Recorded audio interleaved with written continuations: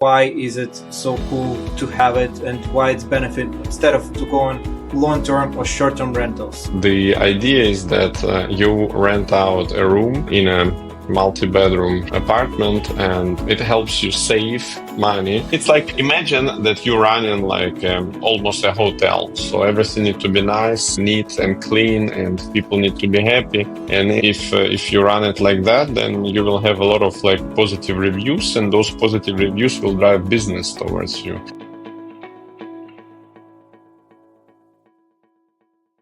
Hello everyone, and welcome back to the Path of Progress.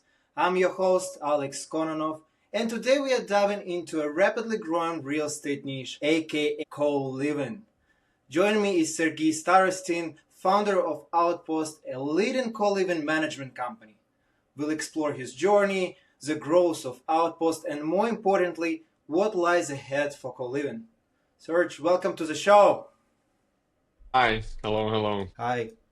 Thank you for coming today. Hey, listen, I want to start first with your story. How did you learn about co-living? How did you start, and what inspired you to go to co-living space? Yeah, sure. So the topic of co-living started to pop up between our discussions with my partners about 2015, 2016, where there was a rapid growth of shared economy models and everything from Uber to WeWork to different other things. And that's when we started to think about like, yeah, why don't we try to implement the same concept of shared economy or something? And because we were moving ourselves to the United States, this topic like raised organically. We moved to the US, it was extremely difficult to find something, a place to live in New York. And we're like, boom, yes, this is what we should do. We should do co-living and we should rent something big, subdivide it, and use some of the part of the premises, for our own stay, and then rent out the rest. And it picked up slowly, and we built a company, a real company out of it. So, from a personal need, so you had experience that you had a struggle finding affordable housing, and you understand what it could be a niche from that experience. Did you hear anything about co-living before, or you just coined that after your own experience?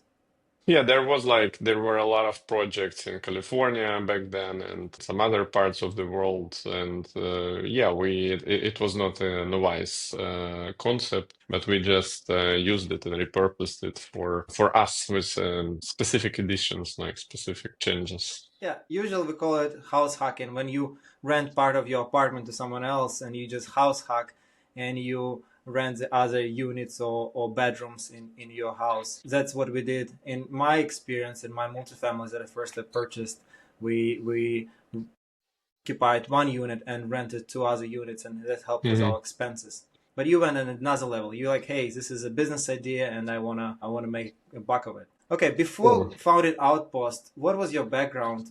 Did you always had real interest in real estate, No. or was it unexpected path? No.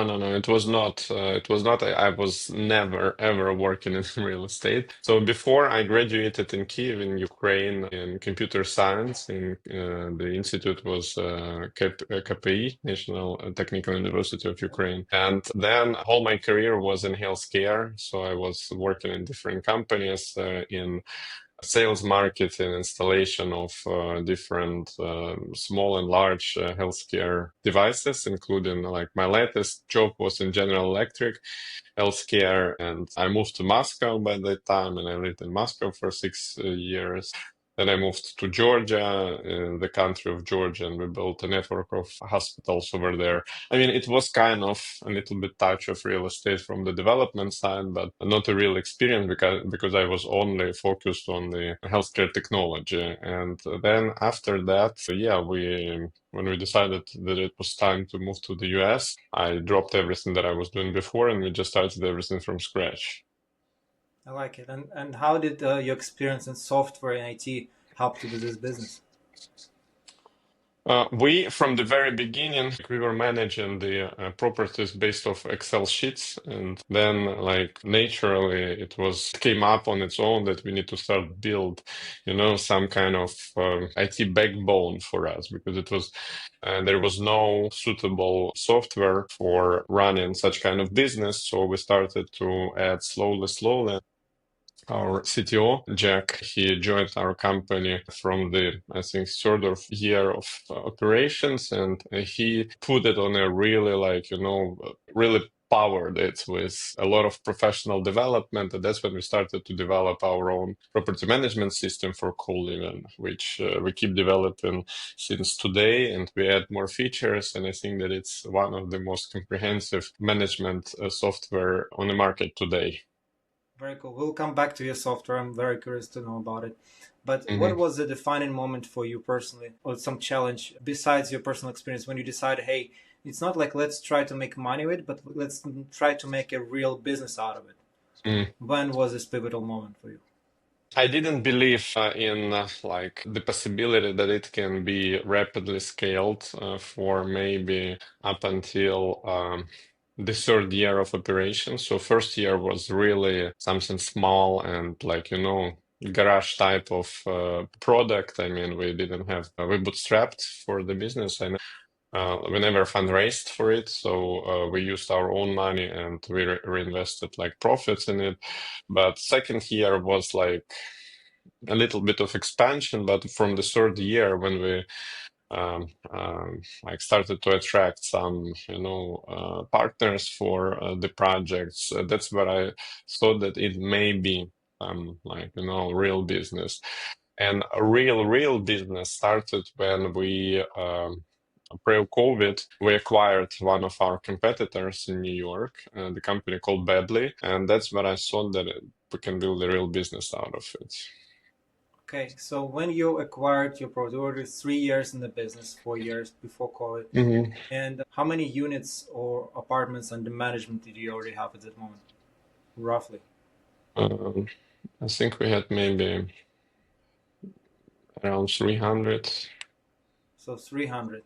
And what is your Mhm. business looks like today? Today we run about 2,100 of units in New York and Washington, D.C. And prior to COVID, we were also working in California, in San Francisco, and in New Jersey, but we closed the business during the COVID. And yeah, so the most rapid growth was after the COVID. Since COVID, we also acquired two other companies in New York. Yeah. So Manhattan, New York, is it your primary focus and you still New York primarily focused, right? And when Yes, you say right. unit, do you mean beds, each single bed, or like unit has multiple apart bedrooms?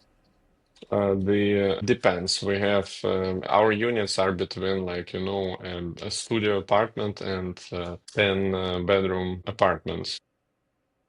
So each unit could be a studio, and each unit can be a 10 bedroom apartment. Right. So it doesn't really matter. Okay, for our listeners, let's rewind and let's touch a bit. What is co-living? Can you give us a general description, and why is it so cool to have it, and why it's benefit instead of to going long-term or short-term rentals? What is the Yeah, benefit? sure. So co-living is a furnished housing model in which we rent out furnished rooms and apartments. And the idea is that you rent out a room in a multi-bedroom apartment, and it helps you save money in a large city, and you can like use the saved money as to save on a deposit for your own place to buy, or you can use it for the different kind of experiences into your life. So basically, it's like a trampoline into a large city. And our mission of our company of Outpost is that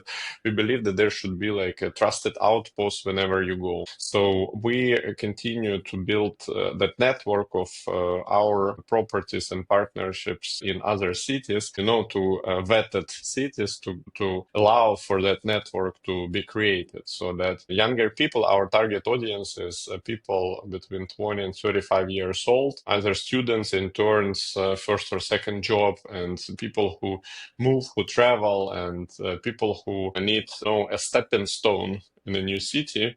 And that's what we create, because the crowd that lives in our properties is a cool crowd, is like how to say, the crowd who is also likes the idea of sharing, idea of community, idea of communal living. So all of these people are how to say, they to the new place, to sometimes to the new city, sometimes within the city, and they all have the aspirations, to do something for themselves. What is their next step, next chapter? So that's a co-living. I like it. And interesting is that you mentioned that your business took off during the COVID. That shows that people got lonely at that time, and this sense of community, sense of hope, and people around them actually is Mm. what benefited them when they move in one of your places, because they don't have to look for roommates. They already the room is already vetted, so you already taking off that part of risk of scare for people. That unknown piece that they think about, hey, what I'm gonna do if I'm moving with the wrong person, and what's the process is gonna be. Yeah. You already have this system built in. Can you tell us more how this system works at your company? Yeah, of course. So the idea is that we vet the places and we manage the whole properties and we select them. So the way how we select them is like number one priority is to be is safety and security for all the tenants, for everybody who moves.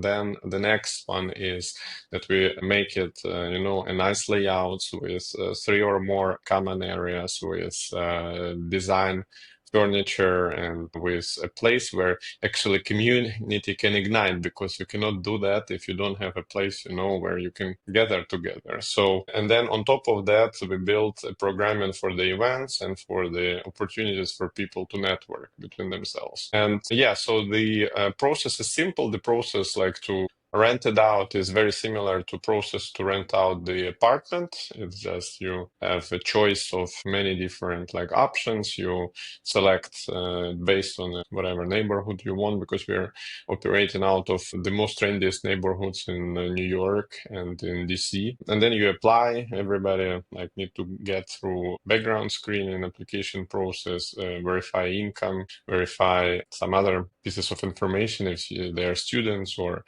their interns per day work, how much they make, it's stuff like that. We accept guarantors as well, and we also try to make it cheaper for people to move. So we have a lot of partnerships that help do that. For example, if you want to find something in New York outside of co-living model, that probably you will land in like $3,000-4,000 opportunities for studios, one bedrooms. Or if you want to like find a roommate, probably many people just go on a Facebook, try to find some roommates over there, but it's always risky. So for the person to move in New York, let's say that the cheapest one option is $3,000. Then they need to put down like a first month's rent, security deposit, and buy some furniture, like, or move their own furniture. So it's north of $10,000 everybody need to put down, in order to move. So with the co-living, the prices are between 1,000 per month, and we work with this keep the security deposit option, so that basically we decrease the total amount that you need to move from 10,000 down to like 3-4,000, which is much less.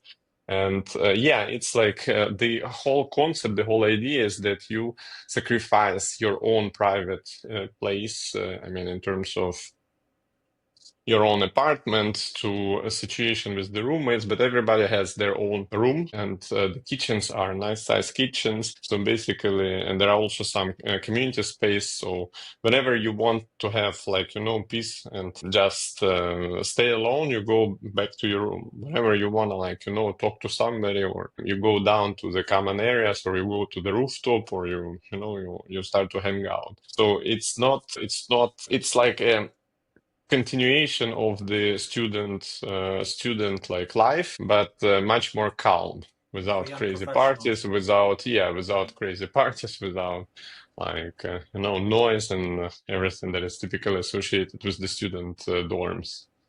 Yeah. And for what term usually is those agreements you have with those students or those people who move in to your co-living spaces? Is it month to month, or is it 6 months minimum, or annual leases? What Yeah, kind of our agreements you have? average currently is 8 months. 8 months. Is it because the people who move in they prefer this term, or you offer this kind of term? Do you offer Uh, 6, 8, 12 months, or you offer just 8 months? What is your model? So our model is supports everything from 1 month to 1 year or more. So this is typical. This is the average that people sign lease for. Okay. And what is the process? How long does it take for them to go through the process, to go veterans through background checks to move into your one of your places? If person has all the documents necessary, then it's possible to run through the whole process in 1 day. If people need to collect some extra document, then it may take longer. It's basically a perfect midterm solution for people who, young professionals or professional, came to the city. They don't want to be alone. They want to still hang out and network with some people. It's like going to this networking events, networking spaces, but now you have a full Yeah. apartment of those. And how many people usually, on average, in those apartments? Is it like two, three people per apartment, or usually it's 10, 5? Do you have any It's number? yeah, between 3 and 4. 3 and 4. So it's smaller size apartments. So three, four Yeah, bedroom apartments on average. Okay. yeah. Um, got it. And okay, now for the property owner. So you as a property manager, right? Outpost is hmm a representative. You put your flag. It's like your brand name. You put on the building, and Yeah. now you work. How do you work with the property owners and landlords? I know a lot of people are gonna be scared of unpaid rents and especially during the COVID. How did you manage your risks during the COVID? You said your business took off, but we know in reality, especially New York City, got hit with unpaid rents. How did you mitigate it, or you didn't have Yeah. such problems? No, we had very huge problems, and as everybody else, it was extremely difficult time, and it was very, very difficult to get through it. And many companies bankrupted, and many people left. So it was scary. I mean, and during the beginning of COVID, people started to leave like in tens and hundreds. Like this group left, that group left. So it was scary, but it was also a lot of learning and a lot of like amendments and adjusting that we did to our model. So we switched from the master lease to the management model, and we rebuild the company, we rebuild the approach. So basically, we have a very typical property management agreements. We have separately a licensed brokerage that also sign their own like brokerage agreements with the owners, and it's all fee based. So if like we need to keep the properties full and occupied, and then we get our fees and percentage of revenue, rental revenue. Yeah, and we operate all aspects of the building life, from cleaning to porters to maintenance to capex projects to refinance to all different aspects. So we collect rent, we work with non-payers, we evict people if necessary. So everything A to Z. And for the outside of New York, we developed a model that is a platform-based model where we do not manage, but we have SOPs and quality standards that are like the owners use, that the owners sign, and that they are like need to fulfill if they want us to operate their building. And we're responsible for brokerage, meaning sales, leasing out, and customer service, everything. So we don't lose the touch of the client no matter what. So throughout the life cycle of the tenant, we keep engagement with the tenant through either sales or customer service. So, if I understand it correctly, in Manhattan, you guys physically there, so you have physically staff Yeah. on each building and you operate it hands Yes. on. But if it's out of Yes. state, if it's out of New York, then you Yeah. have hands off model when you operate remotely Right. and you remotely provide support for landlords with your Right. particular model, with your Right. software, and with your communication with tenants. So, Right. Exactly. what what happens if will you hire someone to be on site there separately for the landlord, or you don't do such business outside of No, we Manhattan? train we train landlords and we give them SOPs and workflows and everything that we need. So we send there Oh, the okay. startup team. Startup team set up everything that is necessary, access and supply situation over there, and they train cleaners, and then it's on the owner to keep running it we collect a lot of metrics. So we collect a lot of KPIs in terms of on every step of the customer life, from the sales, with NPS, with reviews and responses, to move-in day, to during the lifetime, after each maintenance ticket, if it was raised, and after the move out, and we measure what's going on. And then if we out of the certain measurements that we raise concern with the landlord, and we try to fix it, And if mutually. if you have through your system, if you receive tickets for repairs or any concern from the tenant, you just pass it to the landlord, right? In this Outside New scale. York, yes, but in New York, we do everything on our own. And we operate not only Manhattan, we have Brooklyn, Queens, and Manhattan. Okay, love it. Mhm. Very interesting. Okay, do you have minimum requirements for property owners or investors who would like to, operate or collaborate with Outpost on their own buildings? In New York, for us, the best case situation is a property that has between 20 and 40 units. So basically, we talk about 100 to 200 rooms. This is like the most cost effective and like the best size. However, we have a lot of projects in which we operate either out of the part of the property. So, for example, we have like 3, 4 floors, or it's the multifamilies with 2 units, 3 units situation. So you do those units as well. And okay, and if we're talking about when you mentioned 100 rooms, you mean 100 bedrooms, right? That's your Right, optimal 100 size. bedrooms. 100 to 200 Yeah, bedrooms. This would be the optimal yeah, size of the yeah. But building. we have projects with like 10, for example, bedrooms as well. Yeah, but with those smaller projects, you won't be able to put some stuff on site to manage those things. And for your model, does it matter? That there is not going to be person on site, or it doesn't matter, right? You're going to just be remotely working with the tenants, and if there's tickets coming, you just send it to landlord, and he will be managing it Right. As himself. long Or as long as we have a proper time of response to the raise tickets, and we have a good rating for the cleanliness surveys, and like happy tenants after the move-in day, then we're fine. sure. Okay, so let's a little bit touch about financial aspect, right? So can you mention a little bit some numbers? What is the benefit of using co-living structure for rentals instead of long-term or traditional short-term rental, right? Is there any specific benefit for that? Do we see any Yeah. bump in rental revenue for the landlords? Yeah, so because this model better utilizes existing square footage, then of course we bring more NOI to the landlords, and the average increases between 10 and 15% for the NOI if you compare it on a year basis. We have if the property is located in a very good location and it's done exactly to the specification, and like it's a high quality building with optimized number of bedrooms and bathrooms, and then we can go up to like 20-25% better NOI. We also have experience of combination of long-term and short-term in certain projects that zoning allows to do that. Then it's like 50% better NOI.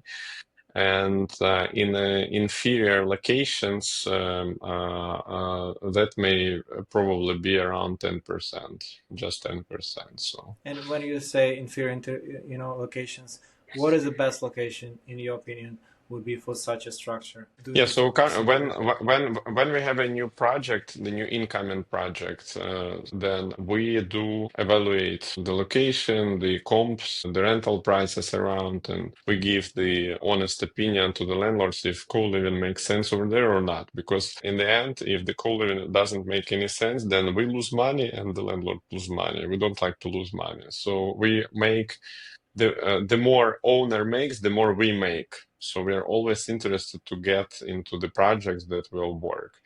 And from the location, it depends. We have evaluated and worked in like student housing projects or located within the university reach. We had uh, um, buildings located in just comfortable travel locations close to public transportation, like in Jersey City, for example. So it really depends. But again, we have currently we have a lot of requests for the repurposing of the one type of the buildings to another type. So most typical, it's either office into residential Oh yeah, especially repurposing, Manhattan. or not only a lot. There is like the whole country is now looking for these opportunities, or some other like a school. It was a school or a church or something else, or manufacturing, and it's being like repurposed into housing. Typically, in this kind of projects, a lot of them are in the opportunity zones, and a lot of them have some kind of affordable components. The owners must improve their NOI, otherwise it doesn't make sense for them. So the city requires different cities. We have some projects in New Jersey, we have some projects in Florida that we're discussing. So it depends on zoning and on requirements, but in many cases there is an affordable component that basically being like adjusted by running the non-affordable part as a co-living, because it brings more money, it brings more revenue, it improves like the valuation for the refinance. So that's why people like us. Okay. And if we're talking about changing the whole zoning structure of the building from going from commercial office leases to residential, you guys don't do that in house, right? You just advise on what will be possible income if they give you specific amount of beds, but all the development is on the landlord, correct? We don't do development job. We have architect, we have designer, we have finance team for the performance and for the refinance. We have all necessary credentials for the construction loan funders, because typically they want to see the plan, what will going on with the property, including who will manage the property after it's reconstructed. So we do that on the initial like project intake, and when they get the construction loan. We have project managers who navigate the project during the construction for, to get what we need. And then all like our main job kicks in when the project is done. So we start Basically, from, so basically, we help the landlord with feasibility study for the possible loan yeah. approvals, and they work with your architect who already done some projects for you, and he knows exactly what you guys need to maximize the revenue. Yeah. And you work with your architect, and then it's a three-way street. So both of you Mm. understand better the project and the inside. And do you work on any projects like this right now that you from Yeah. the development stage? And Yes, what yes, cities yes. right now is this going on? Newark, New York, Never. Florida, yeah, Jupiter, Miami. Wow. Okay. Yeah, we're gonna see more of those development. I think more. What about California? You guys looking at California too, or is it No. harder for you? You don't like it? California, it's tough, far away, tough. The regulations get worse and worse every year. It's extremely difficult to work over there. So it's not a business-friendly state, and it's not a real estate-friendly state. And for you, before coming to the project, what would be your ideal project? Not in the term size, but would you prefer something on the renovation stage that you can guide on the renovation level, or ready to go project? It doesn't matter No, for you. no, renovation is best for us. We have, of course, a lot of projects that were already constructed, and then we start working on them, and we need to furnish them. We need to change some of the layout sometimes, but yeah, the best is like from before or during the renovation, because there are some aspects that need to be taken care of if you want to have a successful. We have like requirements, and those requirements consist of some low voltage. It must be there, including like locks and Wi-Fi and like cameras and low voltage wiring in a building. That includes some controls for the HVACs and that need to be done, for the best usage of the and for sub metering of the charges, and of course common areas. Also, we plan to use like typically we use every available inch for something useful in a building for. So it's best for us to involve early, but we have a lot of projects also which we took over like when they were already done, and they're very successful. You mentioned something interesting on submetering. and I'm sure a lot of landlords will be curious about it. Do you submeter each of the tenants' electrical part, or what do you mean by that? Yeah, so in case we are able to put in the equipment that we need, yes. But if not, it's just regular like bills that we subdivide for the tenants. So all tenants are paying the utility surcharge. Okay. And Hmm. if someone wants to leave sooner from the tenants, hey, they have 8 months lease, but they want to break it up into 4 months. Do you just let them go, or you make some sort of deal until you find another tenant? What is your structure for such We cases? have like a lot of experience into how to deal with tenants on different questions. It's not the only like question that we deal with. Like lease dictates how we work in that case. I mean, there may be different how to say triggers for that. So we evaluate what is the trigger, and then we have like a tree of decision making. Customer service has all of that. It's not only the only tough question. It's we have a lot of other questions like how do we build the rules? How do people comply? What if they don't comply? What if like somebody brings I don't know, romantic partner? Somebody wanna like their root one, they become two or whatever. I mean, it's all embedded. Also, it's a we need to navigate all of those questions within the each specific city legislation because in a city like New York, the legislation is extremely tenant protective. In some other places like Florida, it's not, but we need to take into consideration all of that. So it's not only what we want, but it's also what we must do according to the law. And there are like a lot of like traps that inexperienced managers can fall into. Yeah, and we're there to prevent all of that because one problem or one like bad tenant character can be a lot of loss for.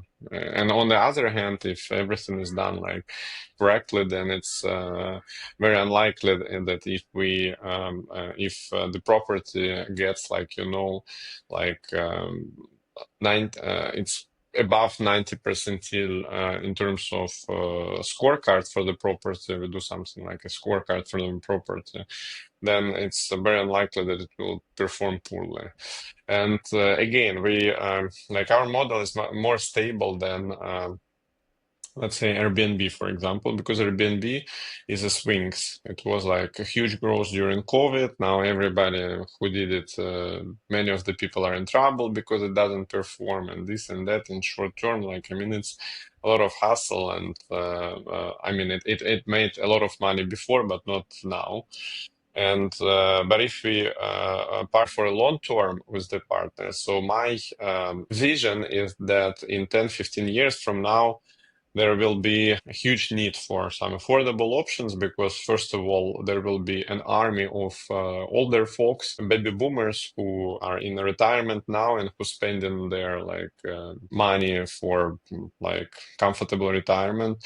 But people live longer nowadays, and the most expensive like period of everybody's life is the last 10 years because it's the most expensive from healthcare standpoint and also from the housing. So number one. Number two, the younger folks, the Gen Zers, they're like much less participate in the workforce now, and it's like a problem because we need more workforce in the United States, and meaning that these people also don't make too much money. So you will have like in 10 years an army of people who need to be housed somewhere and an army of young people who don't have money, to buy or to rent something expensive. And the government, they will not throw these people in the street. So they will find a new ways to house them. And if today they pay like Section 8 and some others, they pay like for the full unit, then my opinion that in 10 years, 15 years from now, there will be so much more of the categories that need to be paid for, and there will be no other choice for them than to consider some options like co-living for all these folks. So market-wise, I think that strategically, this is an answer to the like, growing and growing problem with housing and with the affordability, because it will not become like twice cheaper, 5 times cheaper, and you will not have by magic, like millions and millions of new units that are necessary for the United States to fight the rising expenses. And so yeah, so I think that this asset, it's not the separate asset class yet, but I have a lot of like thoughts about that it may become one day as a separate asset class, because of the need. It will be extremely difficult for the government to replace all those people. Currently, we work with the city of New York. We have couple of programs with them. We work with the students that they pay for. And prior, they housed all the students in a separate apartments, but after the price grew to a certain point, they couldn't. So they flexed all of them into the co-living, and they're very happy, and like the tenants are happy, and they're mixed with other students. So I mean, it's a good option that the city of New York took as the alternative, for them. So that's why I have a lot of belief that this is the way to go. Yeah, like it's the city of New York even took advantage of your co-living structure, and now they can save their budget on it, and also still solve a much bigger solution. More students they can house for the same money, right? Correct. Yes, And now exactly. they're in a safe environment. They don't have to go through this process with 10 landlords. They just can go through one outpost company, and they just can house all of them in one building. And now they know it's kind of New No, York not City one student housing. building, but not one building, but we have like a network of places where they stay, where they live, and I mean, we manage 52 buildings in New York, so we have some Ah, okay, options yeah, to it's a large offer. scale. And you have some larger buildings, right? It's not only like a few units. You have, Yeah, what is your largest building in New York?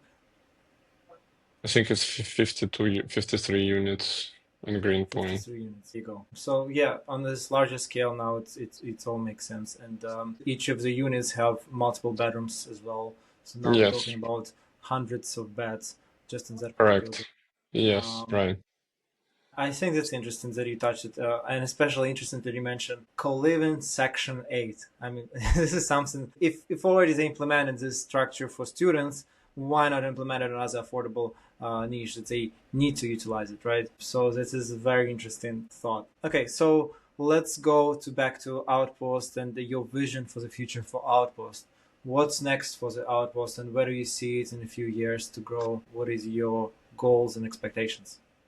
Yeah, so our growth rate was about 30% a year so far. So I want to continue that pace. And we built, as I mentioned before, the platform offering for the other cities where we don't have a presence. So we started to implement it from Washington, D.C. So we want to continue to grow in the East Coast and continue to increase our presence through either direct management or partnerships or like a co-living platform implementation. We also build a property management software to manage rooms. And the unique capacity of it is that it's compatible and compliant with the requirements of the banks. So basically, we keep everybody on the same lease in the same unit. And for the banks, for the refinance purposes, we have all the set of the documentation necessary for that, including leases and stuff like that. But it allows to manage, on a room by room basis daily. So it's like combination. It collects all those like,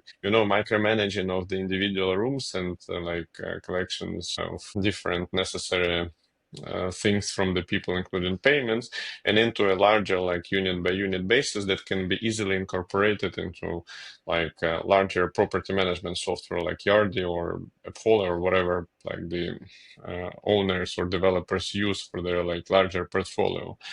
So I have a plan to make it available for other co-living companies or people who want to like just add the furnish rentals to their existing properties where we don't manage and we don't sell, but we just provide the software for that. So that's the plans. And yeah, and as I mentioned, I have a lot of belief in working with the government on selected projects. We don't want to, I mean, we're not working with and don't plan to work with kind of shelters or migrants or this kind of category of, but we want to be involved into working with youth, with young people, with and in college, out of college. So this is young families. This is like people with kids, maybe. So it's a lot of thoughts about that for me.